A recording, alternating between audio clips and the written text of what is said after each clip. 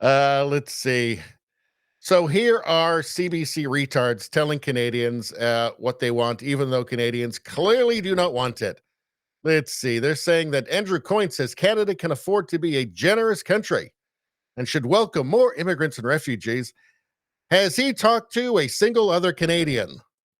To Althea's point, really get to the root of the question, which is, can we take more people in? And if they're coming without us planning, how do we prepare for that? What should we be doing? Yeah, well, we can take more, and I would support taking more. I think we can afford to be a generous country, and it's always proven to be our benefit in the long run.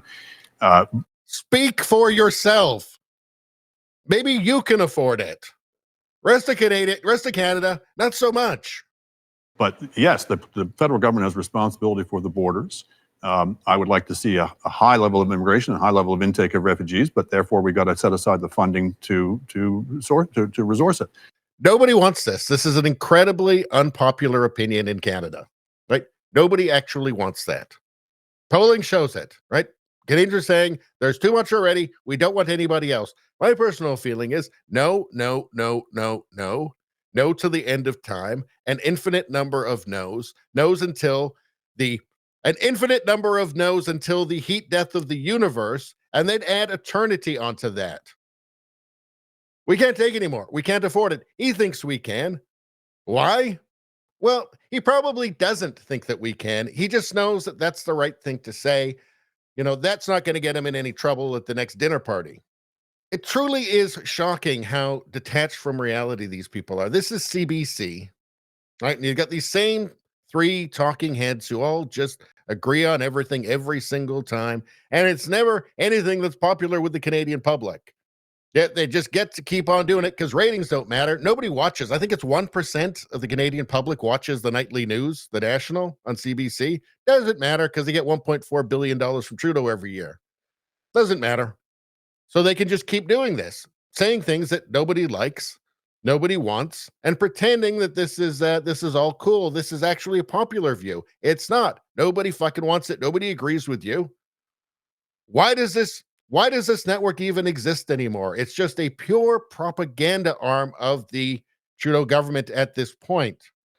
Well, Macros 2012 says he doesn't want you to afford it. He just wants you dead. Well, I can tell you one thing. He does not give a shit about Canadians, what happens to Canadians, right? He's not concerned about the rising crime. I wonder if that has a little something to do with anything. He's not concerned with Canadians not being able to afford rent or to buy property or having a future, you know? All this stuff is just supply and demand when it comes down to it. It's pretty damn simple. It's not complicated. You've got supply and you've got demand. When you drive up demand, well, what happens to supply? Well, we know what happens.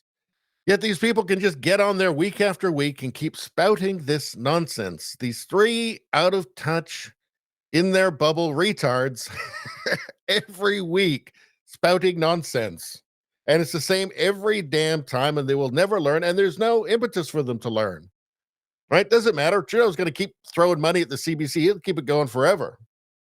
They can all just sit there and just cluck disapprovingly at anything that isn't acceptable with their own little media bubble. I find it gross.